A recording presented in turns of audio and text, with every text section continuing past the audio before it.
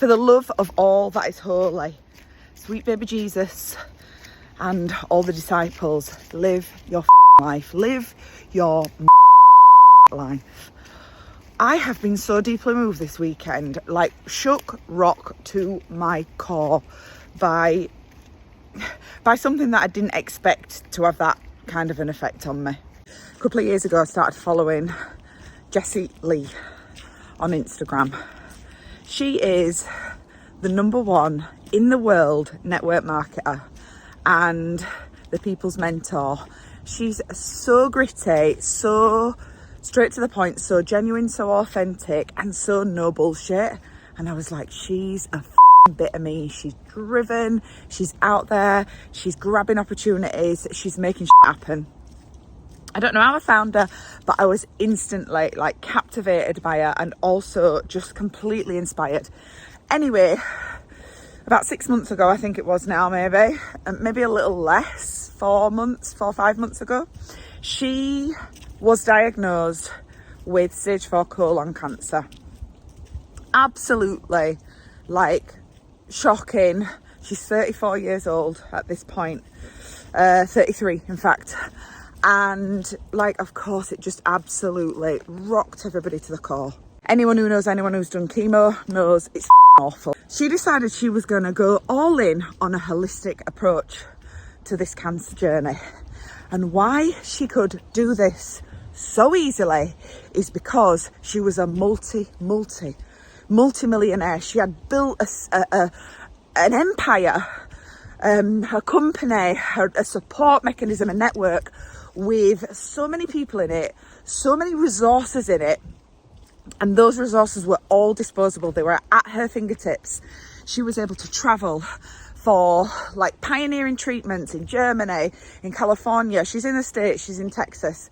She was able to travel, she was able to pull on the resources of a network. She was able to like have this completely holistic approach to cancer that most people wouldn't be able to access because they hadn't built what she'd built. Her determination, her like absolute fucking bloody mindedness to achieve what she wanted to achieve at all costs. She was out there rocking the socks off it. She had never needed it more. She didn't need the Lamborghini, she didn't need the private jet, she didn't need all of those things. What she needed were the resources to be able to do the things that were going to get her to where she wanted to be. Give her the best possible chance of kicking cancer's ass. 2 weeks ago, she came on live on her Instagram and her other platforms and shared the most incredible news that her markers were going down, her lymph nodes were going down. Things seemed not just stable, but better. They were improving, but she was honest and said, you know, I'm still scared. I'm in pain. This feels like a fight, but I'm here for it. I'm here for it because I've got so much more to do in my life.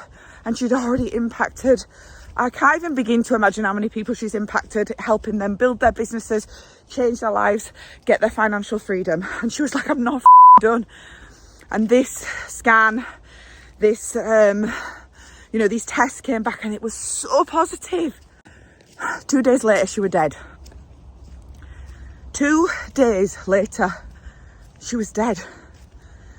And I can feel the emotion now. I can't believe it. I can't believe it. This has impacted me so much more than I thought it would. I kept saying when I saw they were asking for collective prayers, I sent them, trust me. And I kept saying, she can't die, she ain't gonna die, she's not done. This is not how this story ends. But she did. 2 days after coming on camera, looking full of life, full of energy, not unwell, full of fight, she's gone. I don't care what you believe. I don't care whether you are religious, spiritual, or completely atheist or agnostic.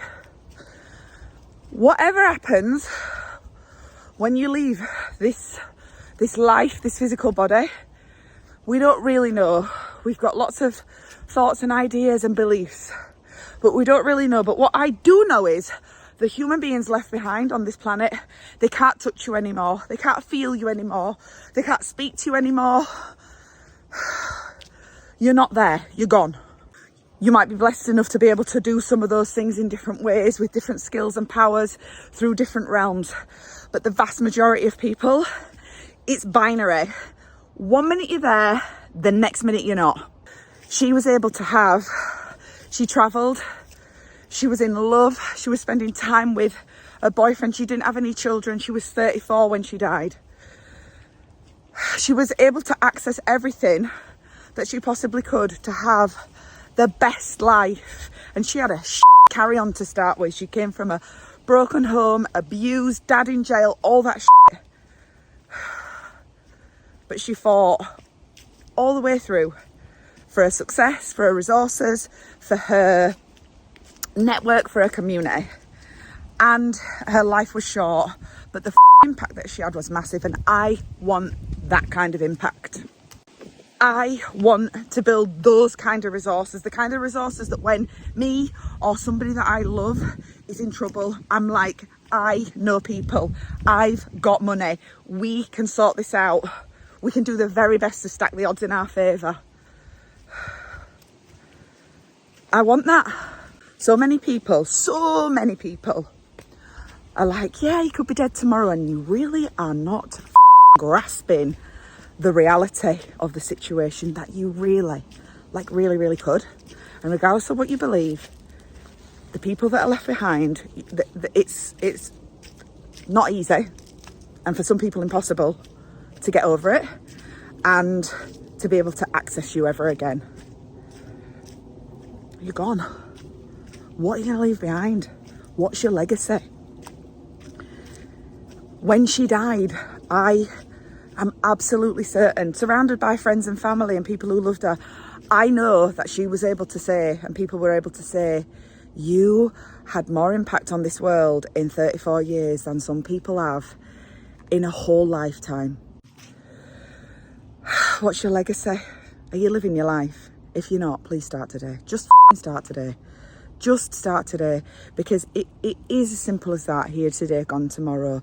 There are so many people around me that can confirm that. Too many. Build a legacy, build a network, build a community, build resources, build a life that you're really, really proud of. Have an impact, make a difference. Just please go live your life.